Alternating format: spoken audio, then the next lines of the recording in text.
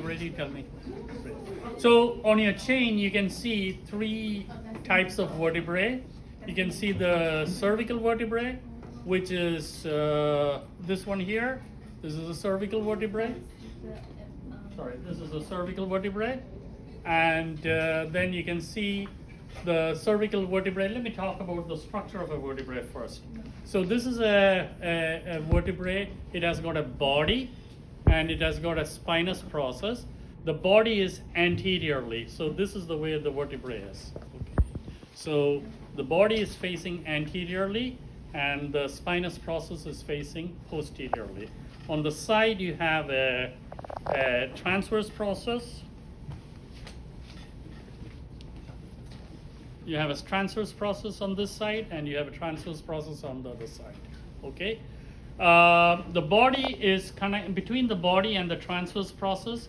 There is a lamina, the pedicle, and between the transverse process and the spinous process, there is a lamina. So all of these form a ring, and this hole here is called the vertebral foramen. And what passes through the vertebral foramen? The spinal cord. So the spinal cord passes through here. So that's the vertebral foramen. So this is a cervical vertebrae. The classic feature of a cervical vertebrae is it has got a spinous process which is bifid. It's divided. Bifid means two. It's divided into two. You can see two little lips here. So this is a bifid spinous process, and also the transverse process has got a hole inside. This is called a transverse foramen, and there's an artery which passes through it, which is a vertebral artery. So that is the cervical vertebrae. Now the second vertebrae here, this is a thoracic vertebrae, and thoracic vertebrae also has got a body and it's got a spinous process, but the spinous process you can see is pointing downwards. Okay, so that's a class. If you see a vertebrae with a spinous process pointing downwards, that is a thoracic vertebrae. And you can see there is a transverse process here. There's a transverse process here. There is no transverse foramen. If you look at the cervical vertebrae is the only vertebrae which has got transverse foramen. So that's how you distinguish between the two. Two important things. Over here, the spinous process is bifid, and there's a transverse foramen in the cervical. In the thoracic, the spinous process is pointing downwards. There's no transverse foramen. Okay.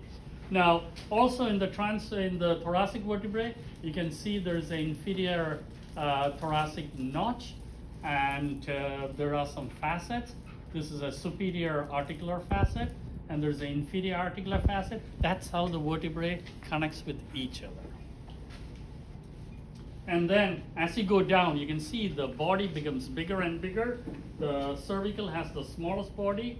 The thoracic has got a bigger body, and the lumbar has a much bigger body. So the body is bigger, and if you look at the spinous process is kind of blunted. So you can see it is pointing back and it is blunted. So this is the spinous process of a lumbar vertebrae. And over here you can see it also has got the vertebral foramen, and the foramen is where the spinal cord passes.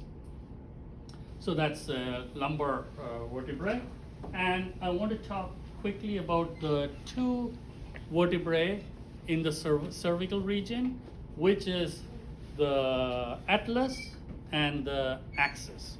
Atlas is C1, or cervical vertebrae number 1. It's called axis. It's a very atypical vertebrae.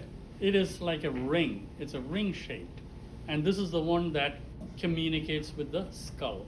So this is the first cervical vertebrae, and you can see there's a little flat surface here that communicates with the skull, and the part of the skull is called the occipital condyle. So this is the part that communicates with the occipital condyle.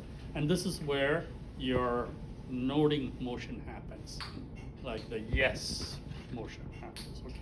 So this is the atlas. And you can see atlas is also the first cervical, and I told you cervical vertebrae always has got the transverse foramen. Okay, right. The second vertebrae is called the axis.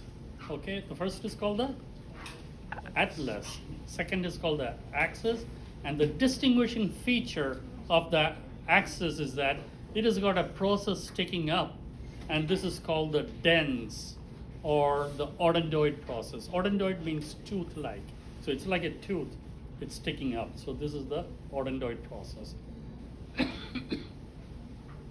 Okay, so this is where it communicates with the axis.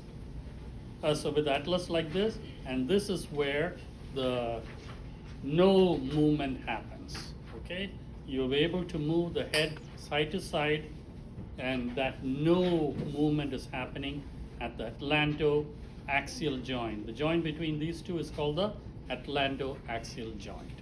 Okay, so that's all the vertebrae, and you have this little chain on each table. I want you to go through it. Okay.